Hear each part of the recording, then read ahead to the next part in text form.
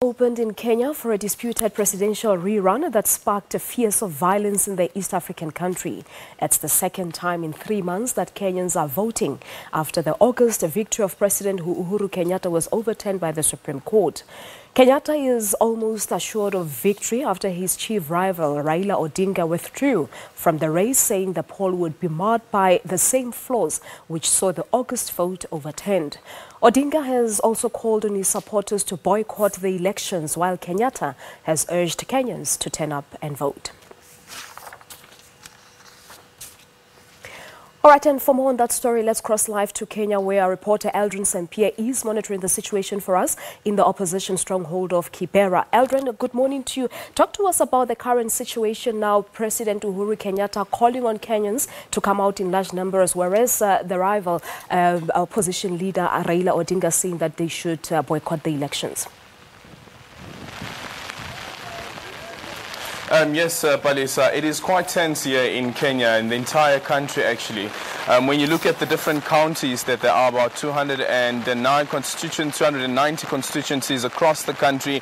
Some people have not showed up to polling stations, including this polling station where we are at in Kibera. I just want to step out of shot quickly just to give you an indication of how things have been. Just looking at the turnout, a small number of people who have turned out here at Kibera, and it's not because of the rainy weather. Some people have come out this morning and said that they want to exercise the constitutional right to vote, and as the president called on them last night, saying that they must come out and vote, but also cognizant yesterday that there has been this call from Raila Odinga that calling on the opposition supporters, NASA supporters, and this area which we are in Kibera, which is of course a NASA stronghold. Here people have decided not to turn out. As we hear at the moment, we also hearing reports of protests that have broken out inside Kibera, just a few meters away from where we are standing. We are standing at the entrance of Kibera, so it's a bit tense going in,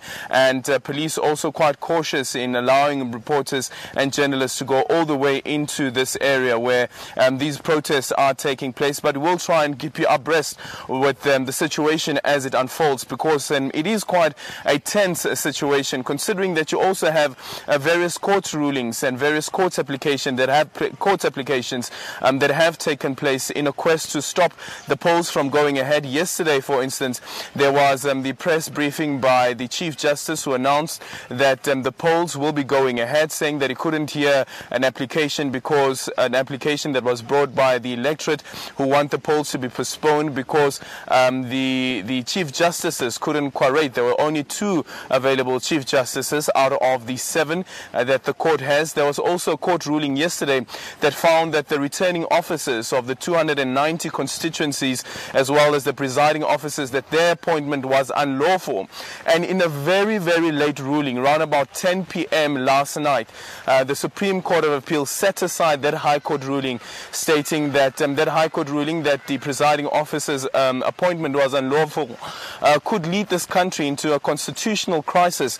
And that's the issue that this country has been facing. Even looking at the number of observers who have scaled down their observer mission across the country because of fear of the security situation. So we'll have to wait and see how this unfolds. However, though, President Uhuru Kenyatta, in his late address to the nation last night, said the security detail as well as the contingent that has been deployed will ensure that all citizens in Kenya will be protected, and that the security is of paramount to ensure that they exercise their right to vote, but also, as I mentioned, cognizant that there are those who are saying that they will not vote. Some people are terming this an election where it is Uhuru versus Uhuru, and those who are supporters of NASA saying that there is no need for them to go out, considering that Raila Odinga has said that he will not be participating in this vote. However, if you look at the ballot paper, his name is there, his picture is there, so he hasn't officially withdrawn from these elections. We'll have to wait and see exactly how